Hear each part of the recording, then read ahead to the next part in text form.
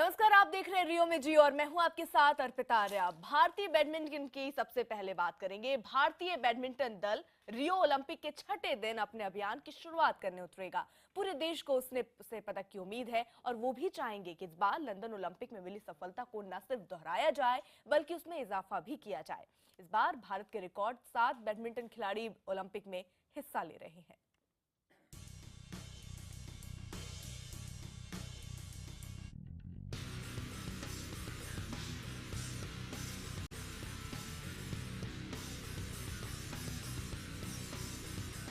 London Olympic में bronze medal जीतने वाली देश की नंबर 1 शटलर साइना नेहवाल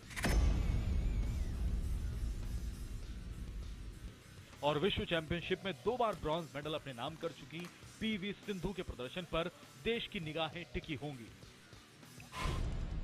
साइना जहां ब्राजील की लुहानी विंसेंट के खिलाफ कोर्ट में उतरेंगी, तो वहीं सिंधु का पहला मुकाबला हंगरी की लारा सेरोजी के खिलाफ है।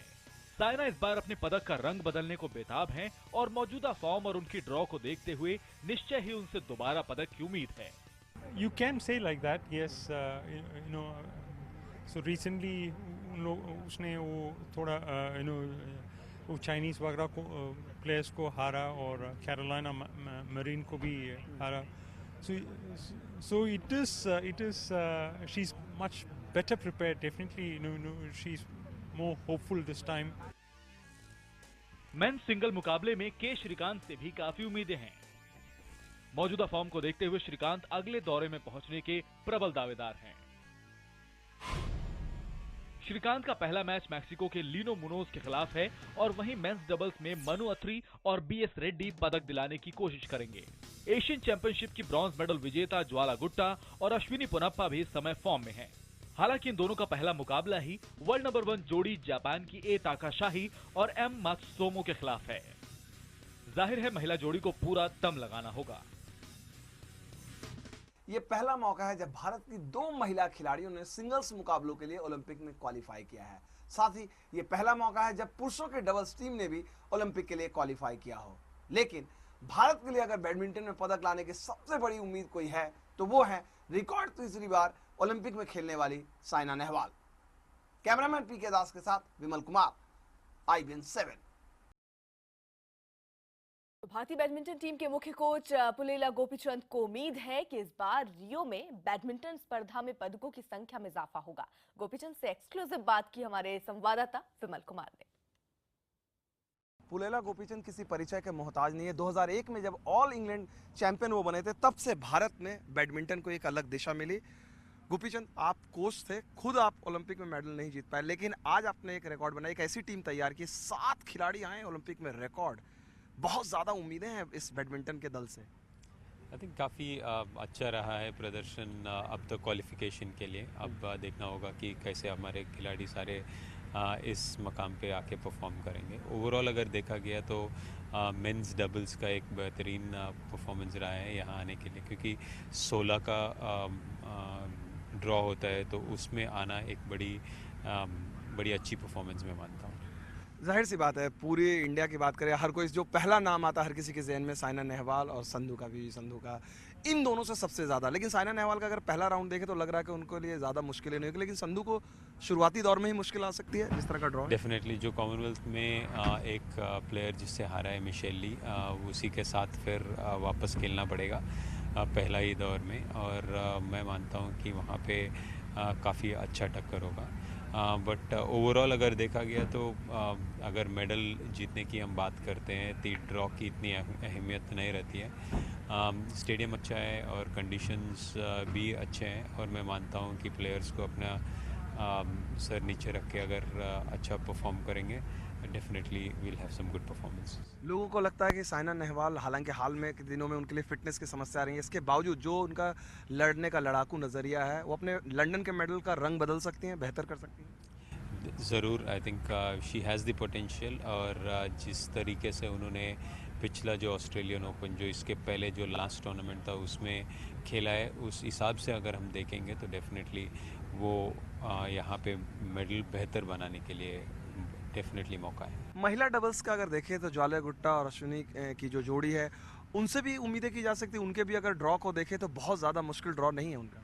आई थिंक उनका ग्रुप में से जो दो पेयर्स निकलेंगे उसमें से अगर ऐसा देखेंगे तो डेफिनेटली उनका अच्छा चांस बनता है एंड क्वार्टर फाइनल्स पहुंचने का अच्छा चांस है और वहाँ से कुछ भी हो सकता है। सो मैं मानता हूँ कि ज्वाला और अश्विनी एक अच्छी कॉम्बिनेशन है और जब वो दोनों अच्छी तरह से क्लिक करेंगे as a combination I think we can expect some good results.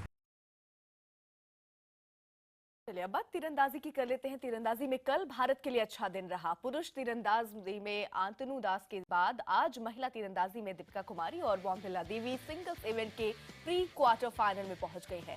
Deepika ने जहां पहले जॉर्जिया और फिर इटली के तीरंदाज को हराया, तो वहीं बोमडिला ने भी लगातार 2 मैच जीते हैं। प्री क्वार्टर में दीपिका का अगला मैच आपको बता दें आज शाम 5:30 बजे होगा, तो वहीं बोमडिला का अगला मुकाबला आज शाम 6 बजे मैक्सिको के तीरंदाज वेलेंसिया से होगा। तो हमारे साथ 3 मेहमान इस वक्त मौजूद हैं। स्टूडियो में हमारे साथ हैं पूर्व ओलंपियन और मुक्केबाज अखिल कुमार। साथ ही स्टूडियो में ही हमारे साथ तीरंदाज अभिषेक वर्मा भी मौजूद हैं। भोपाल से हमारे साथ जुड़े हैं पूर्व हॉकी खिलाड़ी अशोक ध्यानचंद जी। इसके अलावा संवाददाता विमल हमारे साथ रियो से लगातार मौजूद है।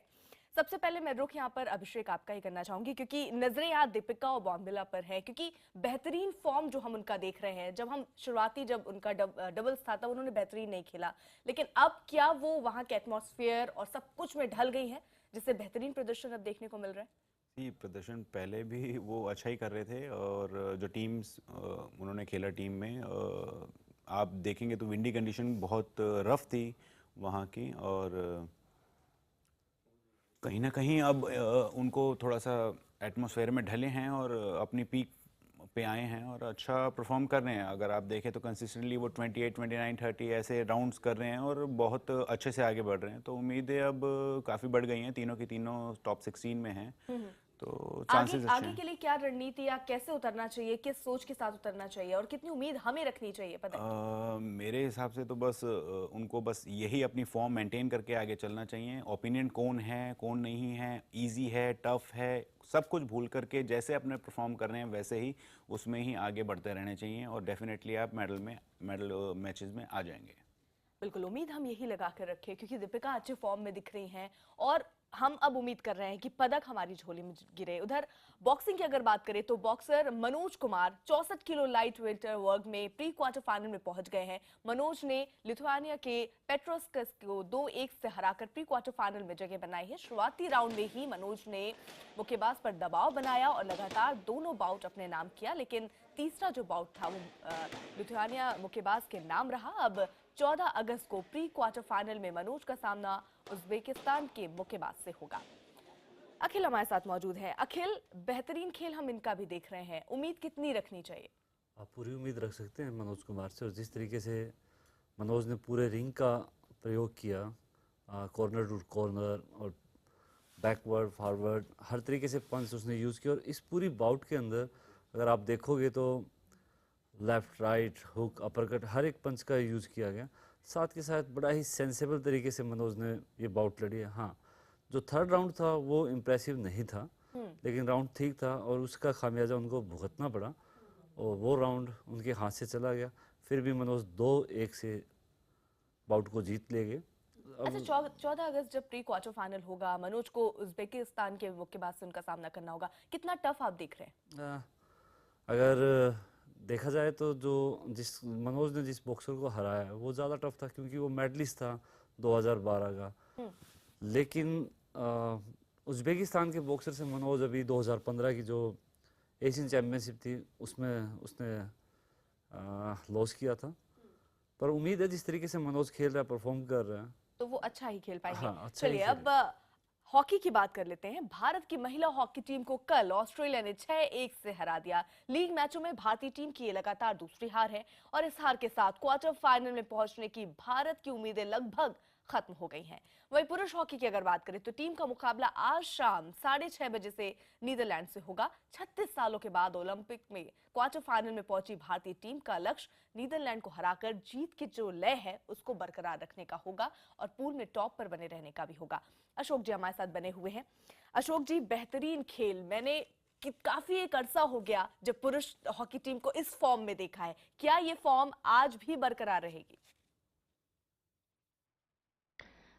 आपकी खुद की उम्मीदें जो इस वक्त हॉकी से लगी हुई हैं, जिस तरह आपने कहा है, इसी तरह पूरे देश की उम्मीदें हमारी टीम के साथ लगी हैं। और सीढ़ी दर सीढ़ी जिस तरह से टीम आगे बढ़ रही है, खेल रही है, परफॉर्म कर रही है, ये एक अच्छा साइन है। क्योंकि खिलाड़ियों को प्रेजेंट आज क्या करना है, आज कैसा हमारा स्ट्रेटेजी है, क्या टेक्निक अपनानी है। तो मैं समझ रहा हूँ कि आज गत ओलंपिक की विजेता, रनर्स अप और वर्ल्ड कप की रनर्स अप हॉलैंड जो है, ये एक मजबूत टीमों में से मानी जाती है और है भी, इसमें कोई दुराय नहीं है। लेकिन हम इनको तभी बीट कर पाएंगे जब मानसिक संतुलन हमारा ठीक होगा। खेल के अंदर हमारी वही चीजें चलेंगी जो हमने चलाई थी पिछले मैच में। अशोक जी, अर्जेंटीना के साथ जो पेनल्टी कॉर्नर बनाने में एक्सपर्ट थी, सबसे खास बात हमने पिछले मैच में देखा था कि वहां हमने उनको पेनल्टी कॉर्नर बनाने नहीं दिया और एक केवल गोल पेनल्टी कॉर्नर के कारण हुआ जिसमें वो एक्सपर्ट थे वो नहीं कर पाए। नीदरलैंड जो हमेशा भारी पड़ी है भारत के साथ, क्या इस बार भी जो उनकी खूबियां हैं उनको हम भुनाने नहीं देंगे मैच में, ऐसी उम्मीद करें? हर टीम यही स्ट्रेटेजी बनाती है आज की प्रेजेंट हॉकी में कि ओपोनेंट को पेनल्टी कॉर्नर से ना बनाने दी जाए। और ये बात माननी पड़ेगी इस वक्त कि भारतीय टीम का डिफेंस बहुत ही अच्छा खेल रहा है, बहुत अच्छा खेल रहा है।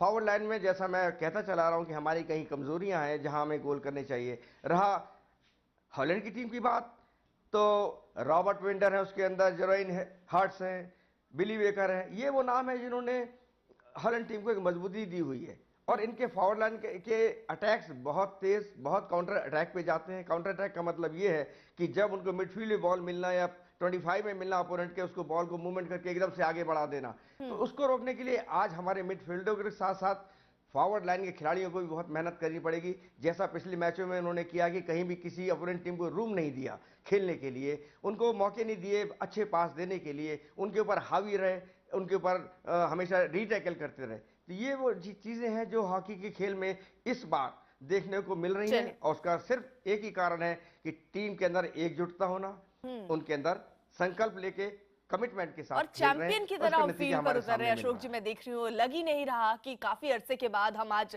इस स्थिति में, ऐसा लग रहा है कि हम पिछली बार के चैंपियन रहे हो और ऐसे मैदान में उतर रहे हैं। खैर, अब शूटिंग की अगर बात करें तो शूटिंग में कल भारत के लिए एक और निराशा भरा दिन रहा।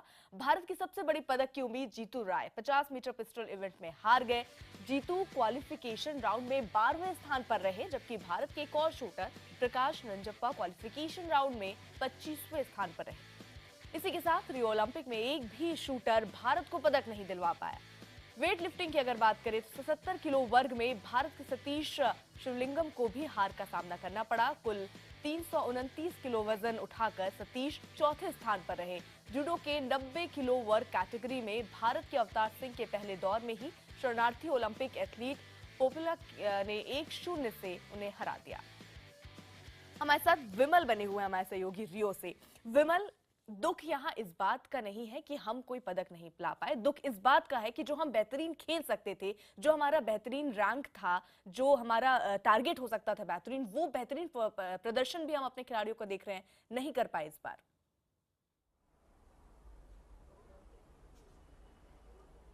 निश्चित तौर पे। और अगर सबसे ज्यादा अगर मायूसी हर किसी को ही होगी तो जीतू राय से हुई होगी, क्योंकि जीतू राय लग रहा था कि आज पदक का जो मेडल का खाता है वो खोल पाएंगे। और सबसे हैरानी वाली बात है, जो इवेंट उनका फेवरेट इवेंट नहीं था उसके फाइनल में पहुंचे, और जहां पर उनको सबसे प्रबल दावेदार माना था वो उसके फाइनल में भी नहीं पहुंच पाया। और इसके लिए एक वजह रही आज कई एक्सटर्नल फैक्टर। देखिए, लक भी एक फैक्टर होता है। आज उनकी किस्मत खराब थी। आज यहाँ पर रियो में बारिश हो रही थी सुबह से और तेज हवा चल रही थी, और कहा जा रहा है, जो एक्सपर्ट है उन्होंने कहा कि तेज हवा का असर उनके खेल पर पड़ा। लेकिन जब जीतू बाहर आए तो उन्होंने सबसे पहले हमने से बातचीत की और उन्होंने कहा कि मैं माफ़ी मांगना चाहता हूं अपने पूरे मुल्क के लोगों से, क्योंकि मैंने सबको मायूस किया है।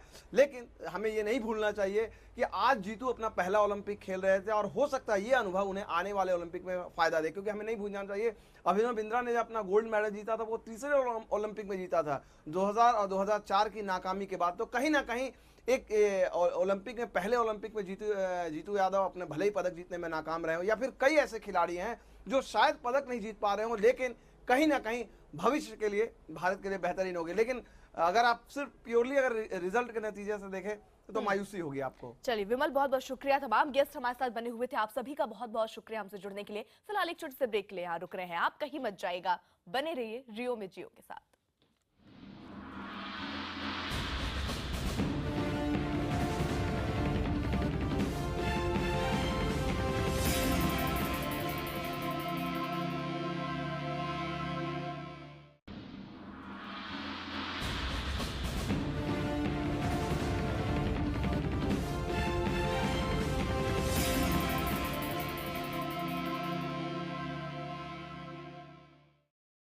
ब्रेक के बाद आपका स्वागत है। बात बॉक्सिंग के 56 किलो बैंटम वेट कैटेगरी में भारत के शिव थापा का मुकाबला क्यूबा से होगा। ये मैच रात 8 बजे शुरू होगा। रियो में आज देर रात टेनिस के मिक्स डबल्स मुकाबले में सानिया मिर्जा और रोहन बोपन्ना का भी मुकाबला होना है, ऑस्ट्रेलिया के सामंथा स्ट्रॉस और जॉन पियर्स की जोड़ी से।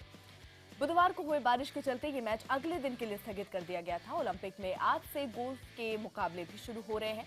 आज शाम 6:45 बजे अनिर्बान लाहिरी और 7:15 बजे चौरसिया पहले दौर की अपने ओलंपिक अभियान की शुरुआत करेंगे। रियो में 5वें दिन के बाद एक नजर डालते हैं मेडल टैली पर।